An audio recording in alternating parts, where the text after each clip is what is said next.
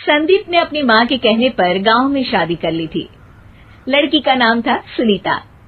माँ का कहना था एकदम मॉडर्न बहू नहीं होनी चाहिए, लेकिन उन्हें नहीं पता था कि गांव से आने वाली बहू सुंदर सुशील तो होगी और उसको गांव से बाहर भी निकाल लाएंगे, लेकिन उसके अंदर का गांव कैसे बाहर निकलेगा।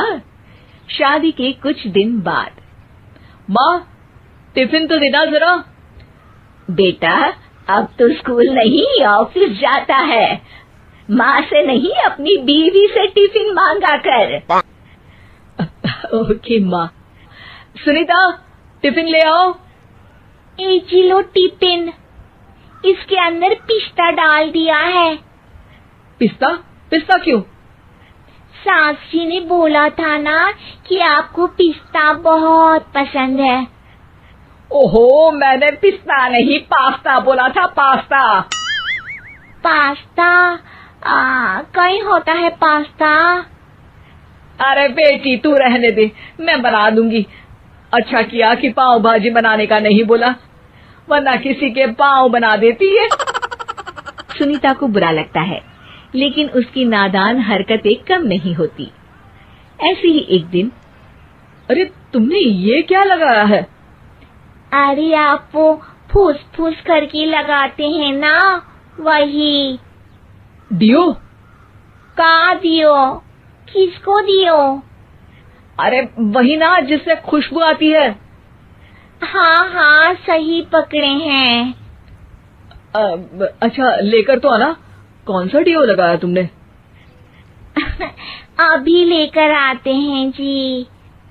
संदीप की बात मानकर सुनीता अंदर से खुशबू वाला फुसफुस लेकर आती है। ओएमजी! ओएमजी मतलब ओ माय गणेश ना। अरे ओएमजी छोड़ो, और ये खुशबू वाला फुसफुस की बात कर रही थी तुम? हाँ इसी की, फिर से सही पकड़े हैं। अरे देवी, लेकिन आप सही नहीं पकड़े हैं, ये डियो नहीं है। डियो नहीं है तो क्या लियो है? अरे ये रूम फ्रेशनर है, जिसको कमरे में छिड़कते हैं, खुद पर नहीं। कोई बात नहीं, माँ कहती थी आत्मा किराएदार है, शरीर एक किराए का कर्म। हम शरीर पे ये डाल लिए तो क्या फर्क पड़ जाएगा।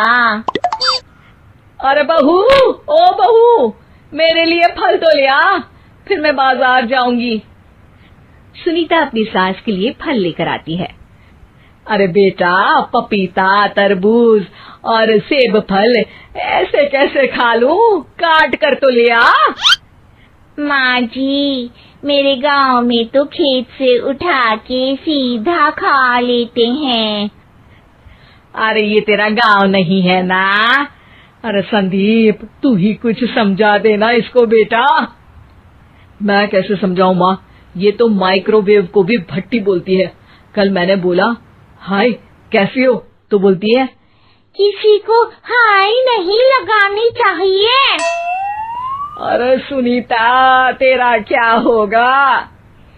अभी तो कैसे बताऊं माँ जी, अभी हम कुछ करेंगे फिर पता चलेगा क्या होगा, लड़का या लड़की। हे भगवान, कहाँ से आ गई है? रामपुर से जी, आप ही तो लेकर आए थे मुझे। अरे मुझे माफ कर दो। पहले कोई गलती तो करिए जी, आपकी तो सारी गलती माफ कर देंगे हम। हाँ अरे बहू, मेरी बात सुन। फल यानी कि फ्रूट जब भी लाए ना तो काट कर लाना, ठीक है? जी ठीक है माँ जी, फल यानी फ्रूट यानी काट के लाऊंगी। सुनीता रोज ही कोई ऐसी हरकत कर देती जिसकी वजह से उसे घर में दो बातें सुननी पड़ती। एक दिन, माँ मेरे बॉस घर पर आने वाले हैं शाम को, उनका बर्थडे है, फैमिली साथ नहीं रहती उनके, तो यही पार्टी कर लेंगे। उनको अच्छा लगा तो शायद मेरा प्रमोशन भी हो जाएगा।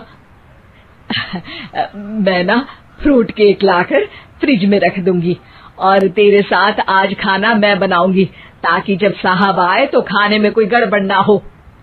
शाम को जब सारी तैयारियां हो जाती है, संदीप के साथ बड़े साहब भी घर आते हैं। फ्रूट केक तो ले आना बहू, फिर खाना खाएंगे। अरे इस सब की क्या जरूरत थी, आपने बुलाया वही काफी है। सर, आपका परिवार शहर में नहीं है तो हम ही आपके परिवार जैसे हैं सर। इतने में ही सुनीता फ्रूट केक लेकर आती है और बड़े साहब की टेबल पर रख देती है, और जैसे ही केक के ऊपर का बॉक्स हटाती है, ओह, ये क्या है? केक तो कटा हुआ है। मैं तो ऐसा नहीं लाई थी। आप मुझे शाबाशी दे सकती है माँ जी, मैंने ही केक काट दिया। आपने कहा था ना, फल यानी फ्रूट यानी हमेशा काट के लाना, तो फ्रूट केक भी तो फ्रूट ही है ना, तो मैंने पहले ही काट लिया। हूँ ना मैं समझदार। अरे बहू, ये क्या किया? केक हमेशा वही काटता है जिसका जन्मदिन होता है। तुझे एक बात भी समझ नहीं आती, एक नंबर की बेवकूफ है। पूरा माहौल बिगड़ चुका था। संदीप को लगने लगा था कि साहब उसे प्रमोशन तो दूर की बात है, कहीं डिमोशन ना दे दे, लेकिन साहब बीच में ही बोल पड़ते हैं। अरे कोई बात नहीं, ये इनकी बेवकूफी नहीं है, इनका भोलापन है। बेटा आप कहाँ से हो?